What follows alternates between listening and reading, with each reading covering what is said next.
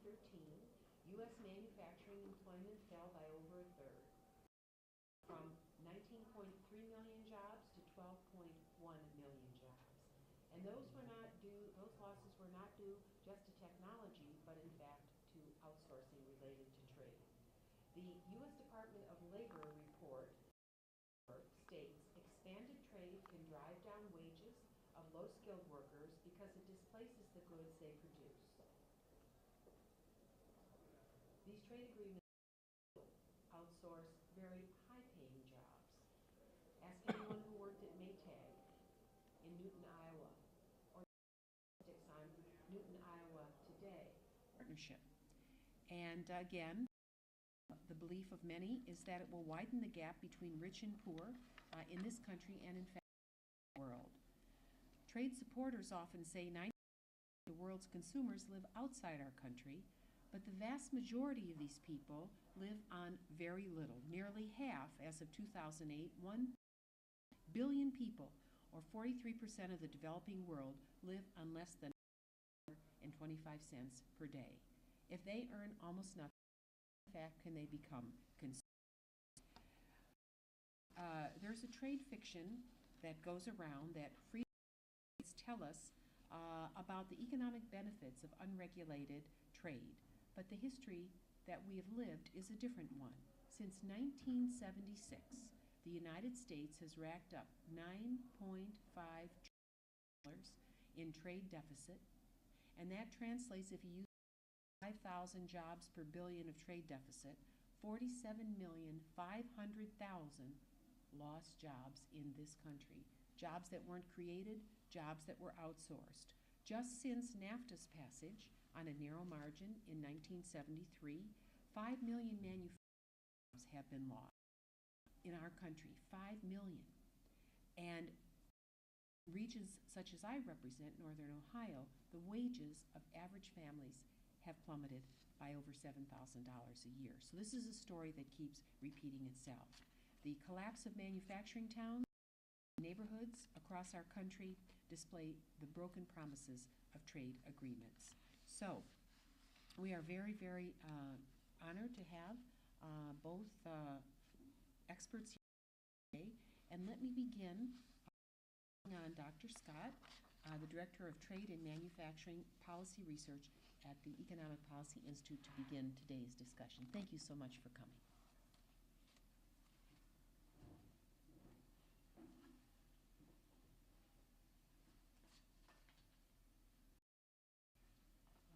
Thank you very much, Representative Kaptur, for hosting this event today and for all the work that you've done throughout your entire career, not only free trade, but fair trade that benefits all working American families. And thank you all for coming here today. Now, I have a PowerPoint presentation. It's rather long. I'm going to stick to it pretty directly. I'm going to give you an opportunity to on the subject of today's briefing, Fast Track to Lost Jobs. And I'm going to talk about some studies I've done that show specifically how trade has affected workers in the United States in particular, and I'm going to look at a number of specific trade deals and effects on trade and investment, including, for example, U.S. trade with Mexico, U.S. trade with China, U.S. trade with Korea following the free trade agreement, and with Japan trade, and a particular concern that's come up there and with many of these countries, manipulation. I also want to talk today about the effects of trade and on wages. And I want to talk here as an economist and explain how we look at the world. And there are really two channels to think about. One is what we call the direct effects. People who work in traded industries, most of them in manufacturing, excellent benefits. These are especially good jobs for workers without a college degree. Manufacturing employs those workers and pays them better than other sectors. And what we've lost millions and millions of jobs to growing trade deficits, as I'll show. Well, out of good high-wage jobs in manufacturing into lower-paying jobs in other industries, and I have some specific estimates on that. But there's also broader, more general, what I call indirect effect. And that has affected essentially all workers in the economy that look like manufacturing workers. They have essentially everyone have a college degree. Most of us sitting in this room have college degrees.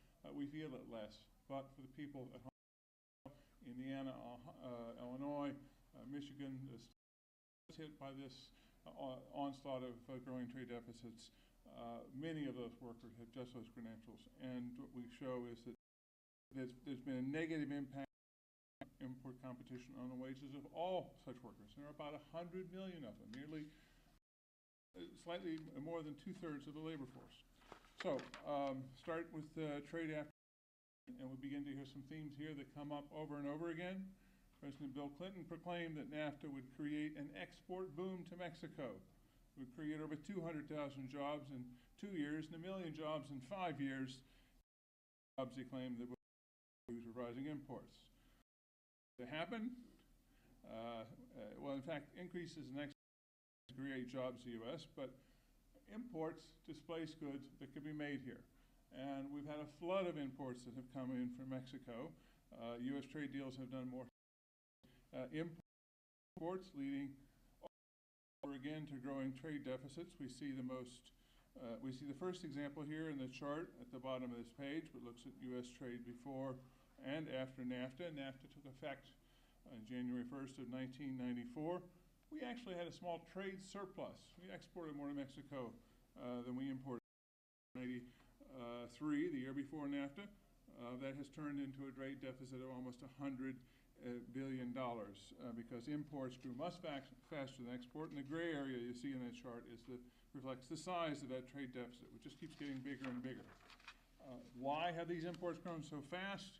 In a word, it is all about outsourcing and the growth of foreign investment in Mexico, which tripled after it took effect. These trade deals are not cutting tariffs.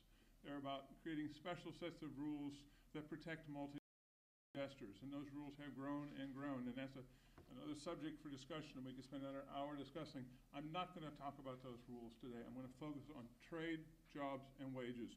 We'll leave those other issues for discussion at a later point. But it is important to understand, critical, to understand that what these deals have done is not encourage exports to Mexico. They have encouraged foreign investment in Mexico. Thousands of factories have outsourced there, not just factories owned by like Ford and General Motors, who make millions of cars, but also foreign companies like Volkswagen and also make cars there and export them to Mexico, taking advantage of specialty. $131.6 billion. They supported about a little less than 800,000 U.S. jobs. U.S. imports were more than twice, was displaced about 1.5 million. So as a result, the U.S. had a trade deficit with Mexico in 2010, $7 billion, and a net loss of 682,900 U.S. jobs. Jobs carefully, like an economist, if the trade deficit is $100 billion, that's 700,000 jobs this year, 700,000 jobs next year, and so on. That number might grow, as it, in fact, I have shown that it did. We export more refined petroleum to Mexico. Doesn't generate any jobs here. We import a lot more cars and parts from Mexico, and that costs us a lot of jobs, and that's one reason the jobs displaced by trade have gone up. So that's Mexico. I want to talk next about China. Again, our friend Mr. President Clinton proclaimed that the agreement then being negotiated would allow China into the WTO would result in a win-win result for both countries. Now support hundreds of thousands of American jobs, he claimed. These figures can grow to China. Again, the same mantra. Trade deals lead to exports, lead to jobs. In fact, well, trade is a two-way street. Talking just about exports, which is what the president, many presidents, including President Clinton, have tended to do, is like talking about a baseball game by talking only about the runs scored by your home team. Might make you feel good, doesn't tell you anything about whether the team won. To do that, you need to look at the runs scored by the other team, or in the case of trade, you need to look at what happens to both exports and imports. What happened between 2001, when China entered the WTO and the biggest trade and investment deal ever, 2013, U.S. domestic exports, good made here, increased by a little less than $100 billion. U.S. imports China increased by a little less than $100 billion. Imports from China soared from $100 to over $100 billion, and an increase of well over $300 billion between 2001 and 2013. So the trade deficit overall increased from $84 billion to $342 billion, an increase of $240 billion, shown on the next chart. In fact, this chart has just been updated. We now have a trade deficit with China that has reached almost $350 billion. Just between 2001 and 2013, trade-related job loss increased steadily, rising to 3.2 million net jobs lost in this 12-year period, as shown in the figure, and these job losses continue to increase with the growth in the trade deficit. Again, China also became the third largest host of foreign investment in the world, just behind the States and the UK. 2/3 of China's global trade surplus came from exports of multinational. By China trade, they increased from 0 in 2001 to 3.2 million in 2013. Again, the same story. Growing imports overwhelmed the growth in exports, and that resulted in deficits and job loss. Turn now quickly to the U.S.-Korea Free Trade Agreement. Now it's President Obama who has said to us in 2010 that KORUS would increase U.S. goods exports by $10 to $11 billion, supporting 70,000 U.S. jobs with increased exports alone. But things are not turning out as he predicted. In fact, as shown in the next graph on the following page, in the first 2 years alone, U.S. exports to Korea actually fell by $3.1 billion. While imports increased by $5.6 billion, the trade deficit increased by $8.7 billion. On that basis alone, in the first 2 years of the KORUS Free Trade Agreements, the U.S. suffered a growing trade deficit that eliminated nearly 60,000 U.S. jobs after this agreement took effect. This trade deficit has continued in 2014. I put the latest figures on the graph, putting continued up. Deficit is up from $11 billion in 2011 before the agreement took effect to over $26 billion in 2014, an increase of $11.8 billion or 80%. So again, we have large and growing trade deficit with these TPP partners. And you see this two graphs there. The trade to over $26 billion in 2014. New numbers just released last month. Well, what are the prospects for the Trans-Pacific Partnership? Unlike you recall with NAFTA, we had a trade surplus with Mexico before. That deficit increased from about $110 billion in 1997 to over $265 billion in 2014. One of the major problems with that we're negotiating this deal with is that many of them are currency manipulators. They intervene, they buy currency, press the value, like a subsidy to all their exports and a tax and everything. The U.S. exports not just to the countries in the TPP, like Japan and Malaysia, for currency manipulation to be included. I think we had 180 members of the House and 60 members of the Senate that signed a letter last year demanding that this agreement include measures to prohibit manipulation. That's not, what I understand, being done. I've just produced a new, just looking at the TPP, we do have the growth of the TPP deficit from, as I say, 110 to 65 billion. So we start off way behind the 8 ball with these 11 other countries. I've just released a new study looking at Japan alone. Japan is one of the biggest currency manipulators. And the U.S. trade deficit with Japan alone eliminated nearly 900,000 U.S. jobs in 2013. The U.S. should not negotiate a TPP deal that does not include strict prohibitions and penalties for currency manipulation. Now, we don't have time to get into details in this short session, Again, another subject they've been telling government-controlled agencies to buy, and they have been. They also own tremendous amounts of foreign assets, mostly U.S. assets, and that's an issue we're just not talking about even today. In order to get currencies realigned, we need to get countries to sell off those foreign assets. China alone has $4 trillion. Japan, according to my calculus, has over $1.7 trillion now in foreign assets that it owns or controls.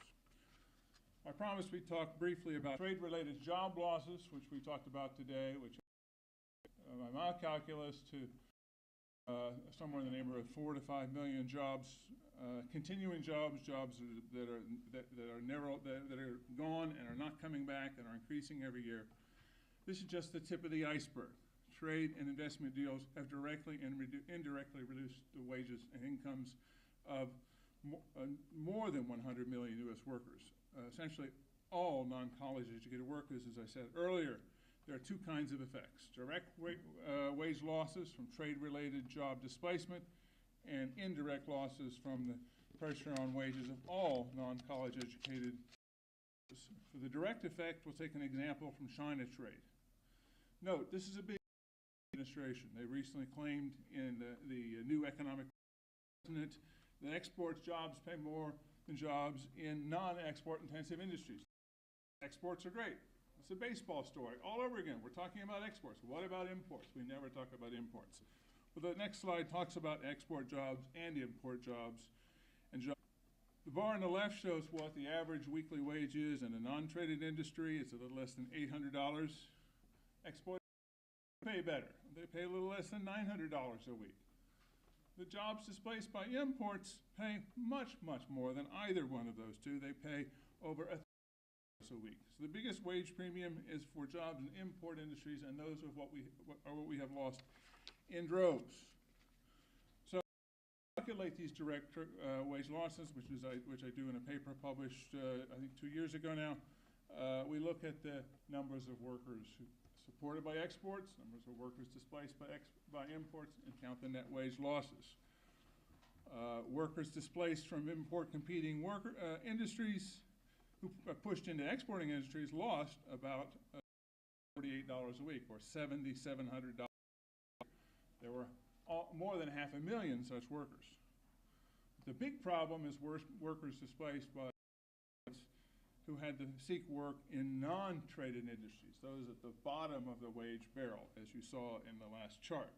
There were 2.7 million net workers displaced in 2011. As I said earlier, that's jumped now to 3.2, but these are numbers now just for 2007. If you add up the wage losses to all those workers displaced first in the exporting industries and then into non-traded industries, you get a total wage loss of about $37 billion. This is not pocket change. This is a tax on all working Americans. Well, that's the effect. It's large, but it affects a relatively small number of workers. Perhaps in this case, 3 to 4 million workers overall directly displaced by trade. But trade has put all working Americans, especially those without a college degree, in a competition with workers in the world who make much, much less. It's been said that there's been a trebling of the global low-wage labor force. My colleague Josh Bibbins has shown in a recent paper the competition with these low-wage workers has reduced the wages of workers without a college degree by an average of $1,800 a year. Now, that's a figure. Added up for the more than 100 million such workers in the labor force, more than 2/3 of the labor force, yields a total loss of $80 billion. More than 5 times as much losses. So the indirect losses are just massive. These losses continue and will grow with increased competition from low-wage imports. They simply cannot be recovered without restoring broadly shared prosperity in the economy. How do we do that? Well, I'm out of time, but I'll give you two concluding lines. We start by ending negotiation of new trade deals. Rebalancing U.S. trade is a great place to start. If we can do that, millions of jobs, most of them in manufacturing, put workers back jobs, making good money, and I think those are the kinds of policies that we should be seeking. I have at the end of my PowerPoint some references cited in this report, and I'll be happy to distribute that with those links. Thank you. Take questions later. Thank you so very much, Dr. Scott. What a compelling presentation. We will make sure that your fast track to lost jobs and lower wages, how free trade agreements impact American workers is sent to every member of Congress. It is just superbly done. And I know that the fact that we have not produced enough jobs in the country annually since NAFTA and even a little bit before is due to the fact that we have been outsourcing so much production and importing so much from Japan, where markets are closed, and where there is manipulation, as you reference. It is a throttle. It just dampens economic growth in this country to a point where wages don't rise, where many of our public programs, such as Social Security, that people seniors only received a 1.9% increase in their COLA this year because the economy isn't growing fast enough, right? And we see systems threatened. We see the ability of young people to be able to go on that's affordable. Costs are going up. People's wages aren't going up. The pressure on the middle class is just so huge. It isn't that they're not trying. Productivity is going up in this country, but wages aren't. Wages are going backwards. And so this issue of the trade deficit is mammoth. And it has been creeping up for over years now. And imagine having $9.5 billion more imports coming into our country and exports going out, and a job loss of 1,500,000 jobs to the people of our country. This is an enormous downdraft. There's a lot of discussion in Washington about the budget deficit. I fully believe we have a budget deficit because we have this growing, nagging trade deficit that's the big elephant in the room that a lot of people don't want to discuss because it would require changes in the way we function.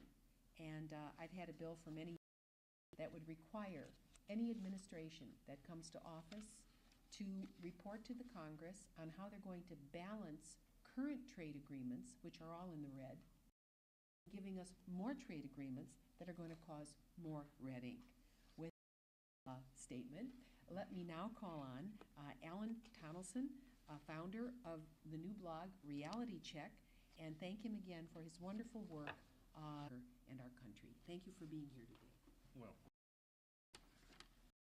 thank you. If I can keep this straight, I'd like to start by thanking both of the lead co-sponsors for being genuine champions, not only of U.S. workers, but for everybody who is concerned about the entire American economy and wants it placed on a sustainable course once more. And just one special note about Congresswoman Kaptur and also Congressman Wall. Both of them have been so principled in their work policy that they have actually bucked presidents of their respective parties on this matter, and I'm sure that both of them will, albeit reluctantly perhaps, because I'm sure they're fundamentally modest people. That is not an easy thing to do, and it's often a very thankless thing to do. So I really appreciate both the service that's been rendered by them both. One little housekeeping note: if you find this presentation intriguing, you can find it at that new blog of mine, and it's at tonelson.com. And I hope today is to talk about is to follow up on Rob's outstanding presentation and focus on some of the economic effects of U.S. trade policy that often don't get nearly the attention that it is entirely understood why so much of policy debate centers on jobs, if only because folks who have jobs often vote, and members members of Congress and elected at all levels understandably care very much about jobs, and they care very much about wages, and they should. I'd like to talk about another very damaging effect that's been caused by U.S. trade the entire American economy, and that's the effect on growth. I'll then follow this up two very mispositions in the world economy as they relate to U.S. trade policy, especially to some of the most important talking points that have been endlessly propagated on the other side. And in fact, Congresswoman to one of them, and we'll get back to that. I'd like to talk about the effect of U.S. trade on U.S. economic growth. I think we can all agree that we are have been a nation that has been starved for growth since the Great Recession broke out, since it ended technically in the middle of 2000. No one, I can't think of anybody except for possibly President Obama, who bragged about turning the economically in his State of the Union address, anybody who's really happy with the growth performance of the American economy lately. And even though we did seem to have an uptick at the last year, we just found out years ago the revised figure for fourth quarter growth was only 2.2% annually, and 2.2% going to cut it for jobs, for wage increases, and for any of the of our aspirations to achieve that proverbial American dream. So we need more growth. Well, ask ourselves, why can't the economy achieve what is called escape velocity, despite trillions of dollars of stimulus from the Fed, and a lot of U.S. government stimulus that, of course, has now passed its way through the system, but we have had really unheard of monetary and fiscal stimulus, and we have had growth that is subpar by any historical standard you would want to use. One big reason is that U.S. trade policy has become a big millstone around the economy's neck. And how do we know this? We know the way that the U.S. government and economists that you can think of uses to calculate growth, the gross domestic product changes. And we know, for example, that when American trade balances improve, either when U.S. deficits become smaller or when U.S. surpluses become larger, that growth accelerates, it speeds up, there's more growth. That's good. But we also know that when the U.S. trade balance worsens, that when either our trade deficits get or when the surpluses become smaller, detracts from GDP growth, what we want. And yet, that is exactly the situation that we're in. Now, if you turn to the single handout that I've provided here, you see that the focus here is on what I call, in fact, what the U.S. Census Bureau calls the non-oil goods trade deficit, and it's adjusted for inflation. We adjust for inflation because it's the inflation-adjusted figures that are the growth figures that everybody cares about.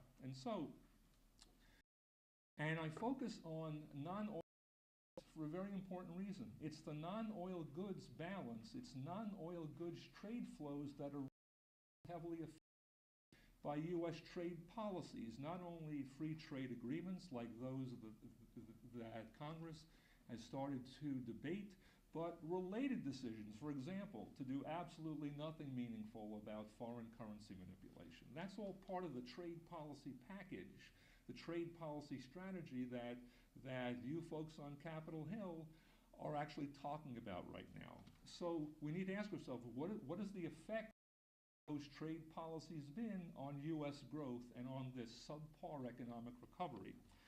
And so you see that, I guess it's the left bar, as I recall, shows you, Jenny, we see how much real cumulative growth has the economy achieved since the American recovery began, technically happened, in the middle of 2009. And it's actually from the end of the summer of 2009 to the fourth quarter of 2014. And we see it's just under $1.94 trillion in cumulative growth. That is an annualized figure because recessions and expansions, unfortunately, are usually not considered enough to start at the end of each calendar year. So we're dealing with quarterly figures, and we normally annualize them. But also, the red portion in the right-hand bar, that the non-oil goods trade deficit adjusted for inflation, and this is taken straight from the Census Bureau website,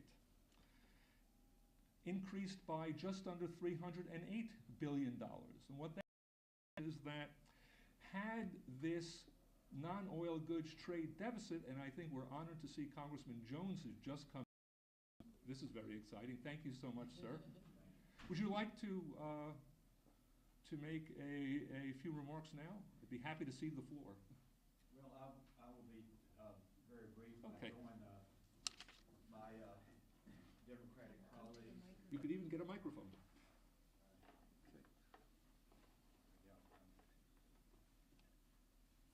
Thank you. I join my Democratic who agree with Marcy and myself and colleagues that these trade promotions for the long going back to the 90s have never been to the advantage of the people or the American worker. And I think that Ross Perot, when he was a candidate for the presidency of the United States, and he said, listen to that sucking noise, talking about NAFTA, their jobs going out of America. So I join Marcy and other members of Congress in this trans-party to say that this is a prime example of what I consider is not an honest negotiation. There are too many things unknown, and when you have that kind of negotiation, that's not good for the economy, and it's not good for the workers, and it's not good for the American taxpayer. So I'm delighted to be here today. Sorry, a little bit late, but I'm here as a friend of Marcy Cap, friend of the American people, and those who, quite frankly, have agreements that's been equal or fair to all. So thank you.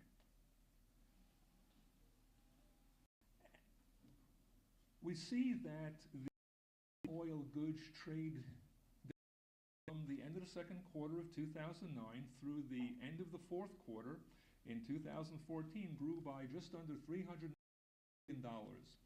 That is the amount of growth that has been destroyed, economic growth is by the expansion of that part of the trade deficit that is most heavily influenced by U.S. trade policy. We're not including oil because oil trade, except for this very recent debate over whether we should now start to export oil, oil trade is completely unaffected by free trade agreements and various other U.S. trade policies. It also leaves out services trade, where the U.S. runs a pretty good-sized surplus. However, service trade liberalization is still at a pretty stage right now, and trade deals run a very effective job of tearing down service trade barriers around the world. So we're really talking about non-oil goods. So the growth of the non-oil goods deficit has reduced U.S. growth in this economic recovery by nearly 16% at a time when we're starved for goods. Even worse, virtually all of this loss has happened in the sector. Now, without getting into any debate about the relative merits of the public sector and private sector, I think we agree that if the sector of the U.S. economy is not thriving, the entire economy will not be thriving by any means. So any would seem to be taboo in Washington, and yet we've seen anything but. Now, let's get back to those jobs voters care about. How can a set of policies that has slowed growth increase job creation? How can that push up wages? Well, it's actually possible in one way. If by whatever means you decide to create zillions of phenomenally unproductive jobs, I don't think that's the route we want to go down at all. So if we care about job creation, if we care about wages, we need to care about how the growth of the policy-shaped trade deficit has slowed the sluggish economic recovery. To put this in historical context, I think illustrates the cumulative effects of U.S. trade deals and related trade policies over recent expansions, over recent economic recoveries. The trade hit to growth has gotten worse, not better. You can't cut it in world trade, or you conclude that there is something terribly wrong with a trade policy that is not dealing effectively with those obstacles to much better U.S. economics. So just for historical comparison's sake, and unfortunately we don't have these non-oil trade deficit figures going back past 1994, so we can't look at the entire 1990s expansion, but we can look at most of it actually, because it started in 1991 and it in the first quarter of 2001. But we do have figures that go from the first quarter of 1994 through that first quarter of 2001, and we see that over that 7-year period, the growth of the non-oil U.S. goods trade deficit adjusted for inflation reduced growth by 8.51%. That's not a bad hit, you know. I mean, that's nothing to be happy about. During the previous expansion, which ran from the fourth quarter of 2001 through the of 2007, the growth of the real non-oil trade deficit subtracted 7.15% from GDP, and that is, of course, a stretch of about 6 years. Now we've got a roughly 5+ year U.S. economic proceeding, and the trade hit, the hit from the growth of the non-oil goods deficit, is nearly 16%. It's more than bad as that nobody in their right minds would view as a high point period of American economic competitiveness, because after all, what was it? It was an economic bubble. We had growth artificially juiced by literally levels of housing and consumer spending that were by no means justified by economic fundamentals. So during that period of largely fake growth that we are still paying for dearly, trade policy and its mistakes a smaller hit on that expansion than those same trade policy mistakes are exacting now. And I think that is a very powerful of U.S. trade policy and provides, and that would artificially, again, ease its way through and onto the books. Now, I just like very quickly, because I think we would both like to take we would both like to take questions. The very important ways in which the U.S. economy's relationship to the world economy is completely misunderstood. And again, Congresswoman Kaptur alluded to one in her remarks that started us off. The 95% of the world's consumers live outside U.S. borders. Therefore, the United States needs to access all this incredible purchasing power. President Obama used it in his radio address 2 Saturdays ago. And yet, as Congresswoman Kaptur, if you look at this 95%, the vast majority of them make absolutely nothing in real terms. And in fact, just to figures that she's already provided, according to the International Organization, nearly 60% of the world's workers, okay, this is not the population. These are folks out there who have jobs, okay, that are earning income. 60% of them earn less than $4 a day. Those are the workers So nearly 60% of the world's workers earn less than a cappuccino. Not that I've had one lately. But there's something else that's even more shocking, and that is that the figures that are constantly thrown out about the global line or the global extremes, that they are calculated in terms of what that amount of money would buy according to the price levels per foreign countries. Now, there are some very high-cost foreign countries out there, Japan, Germany, but most of the world is a much lower-cost place than our country is because levels of economic development are much lower. So, $1.05 per day or $4 a day is measured according to purchasing power parity is much less purchasing in terms of the real ability to buy U.S. exports. It's not $4 a day. It's much, much less. So how on earth is the U.S. economy supposed to increase growth, creation, by selling to a world population that is so largely incapable of buying any meaningful amount of what we make? And it just doesn't pass the laugh test. Final point related to this.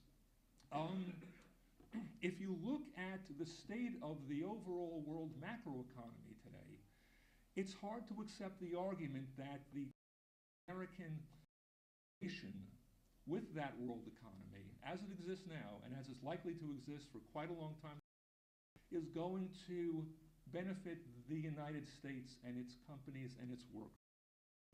Because global growth projections and the growth projections for virtually every major trading partner of ours you can think of, in fact every single one, are going down. Now, we can't take what's said by the International Monetary Fund here as gospel, and nobody's crystal ball is absolutely perfect, as we all know. But just the IMF told us in late January, out its latest stats for growth for American trading partners. Japan's growth has been revised down for 2015. This is from 0.8% to 0.6%. China revised down from 7.1 to 6.8. The Eurozone, and we are negotiating a transatlantic trade, part of the TPP, 3.5 to 3.2. Canada, which is also part of TPP, 2.4 to 2. Guess what's happened to the U.S. growth projection, according to the IMF? It's gone up. So how on earth can the relatively fast-growing American economy grow even faster by hooking up in a closer, more extensive way with much slower-growing countries who actually need desperately to rack up trade surpluses with us, the fast-growing market, which is also, of course, a very high market? How on earth can the fast-growing U.S. economy faster by hooking up more closely with slower-growing trade partners that desperately need to expand their surpluses with us, to generate exports to us? It is simply impossible. And so, once again, wondering why the U.S. recovery, which is, I think, wisely given our very weak economic performance, if we're wondering why this U.S. recovery has not achieved anything close to escape velocity and really shows of that going forward, we need to look at a trade policy that unmistakably retards and slows growth. So if you're looking for a way to make the American economy put less upward pressure on wages, for a way to keep the American economy stuck in the mud, by all means vote for Iraq, vote for the Trans-Pacific Partnership, vote for the trade deal, vote to continue the exact same kinds of trade policies that are so largely responsible for creating this mess in the first place.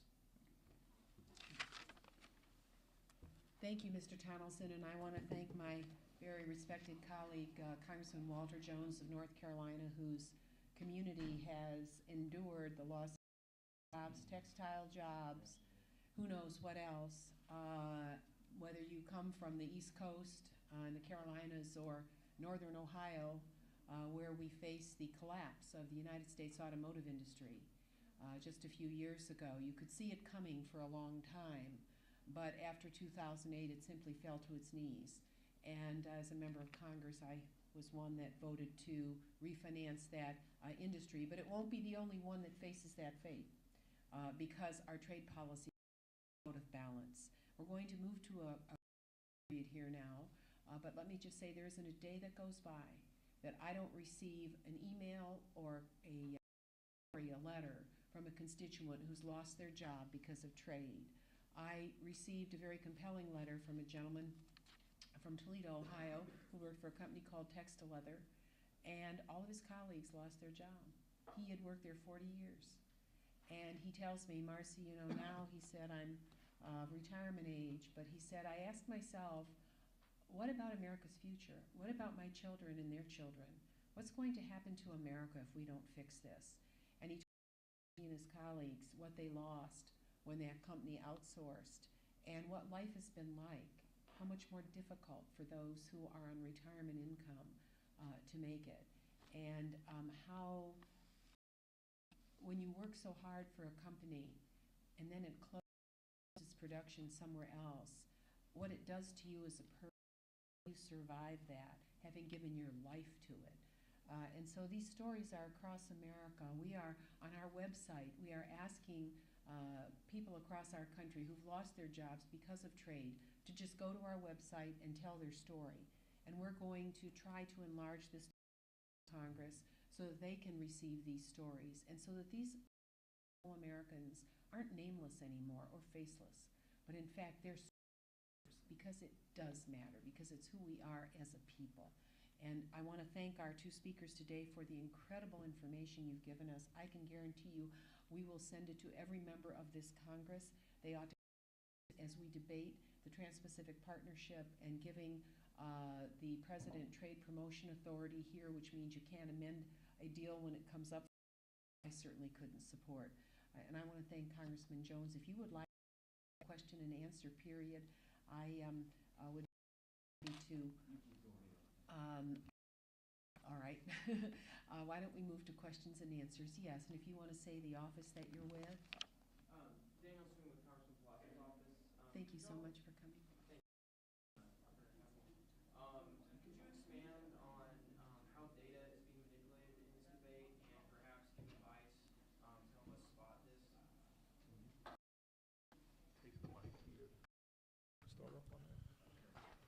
One of the things that you have to be concerned about is where products are made. There's a lot of talk about the growth of exports, but there are two kinds of exports that we collect data on in this country. One are goods with total exports, and that includes a large percentage of products in other countries that are just shipped through the United States.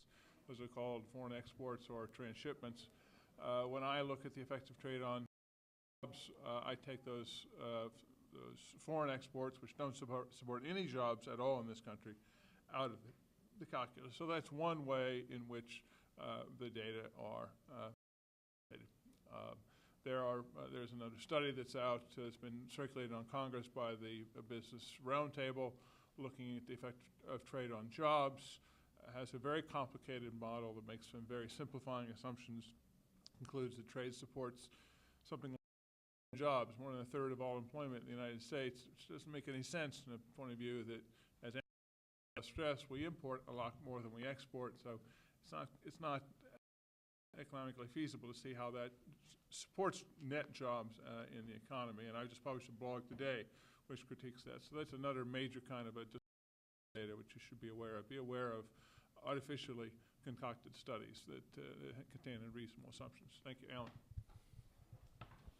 How many the experience of appearing at a like Caterpillar and 3M and Texas Instruments and folks like that, boasting about how many jobs they've created in the United States through exports allegedly facilitated by various trade agreements of the type that they would like to see more of. I mean, this is standard operating procedure on Capitol Hill, right?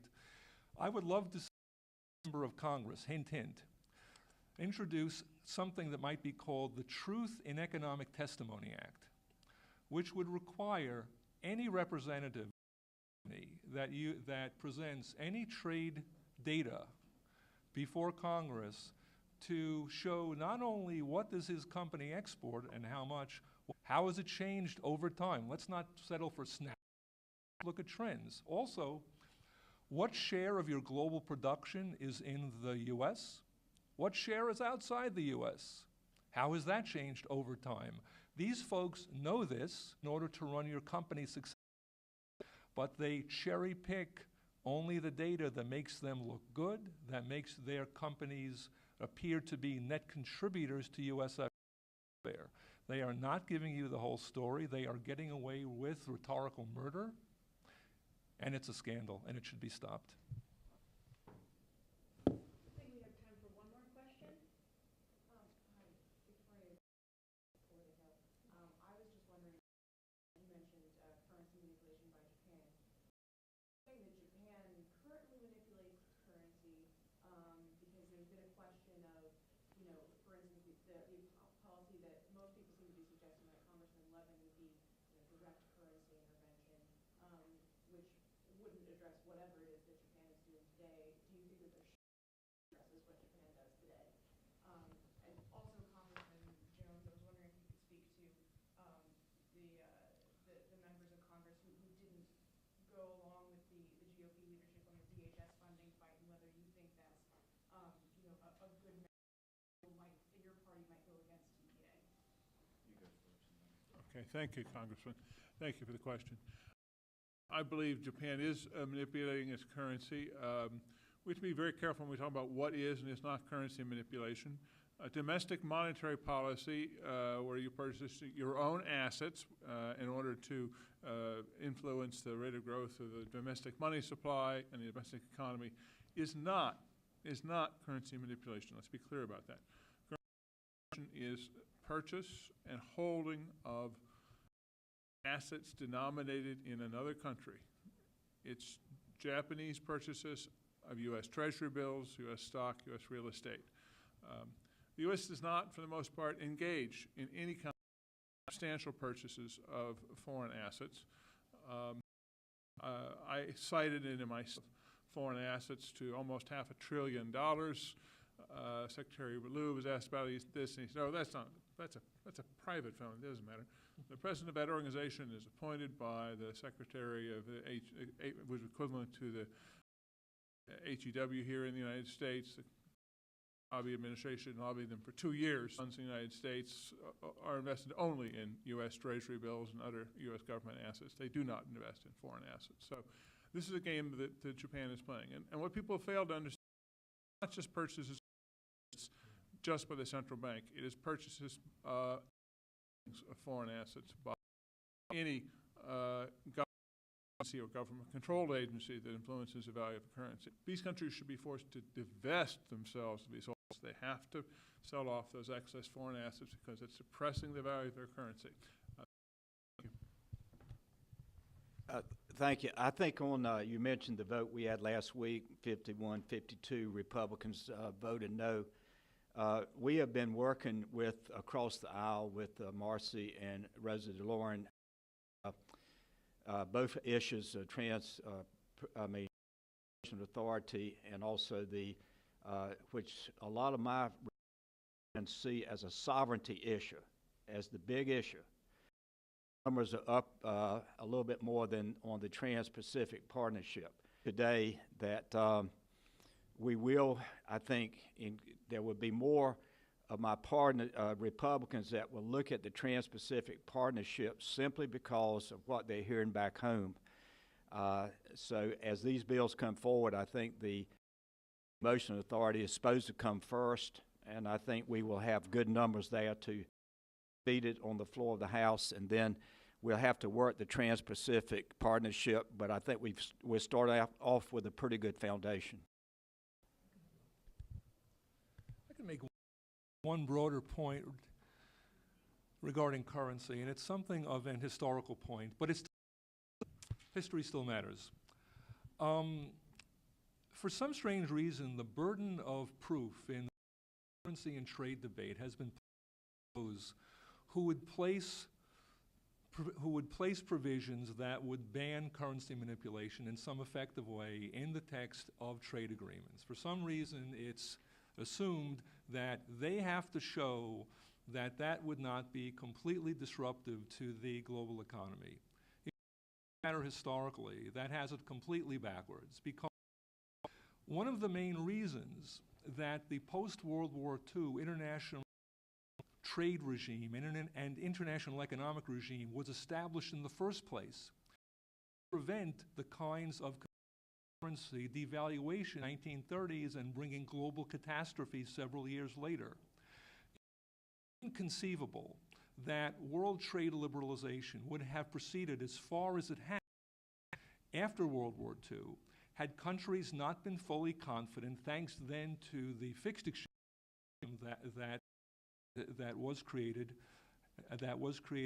at Bretton Woods. Inconceivable they would have had the confidence to open markets on the trade front had they not been confident that the benefits of market opening could be nullified without meaningful currency disciplines, really effective, not promises to do better, but without effective currency disciplines, a viable global trading system worthy of its name was impossible. So proof should be on those who say we can't do it because it's way too complicated, and I think Ross has actually just explained why it's really not. The burden of proof should be on those who that we can maintain a viable, mutually beneficial, that's the key also, mutually beneficial world trade system without. So on behalf of Ms. Capter, I want to thank our panelists so much for their participation, and thank you, Representative Jones, for joining us and co-hosting this briefing. It will be available on YouTube, so we will distribute the live stream or the recording of it, and thank you all for your attendance. Absolutely.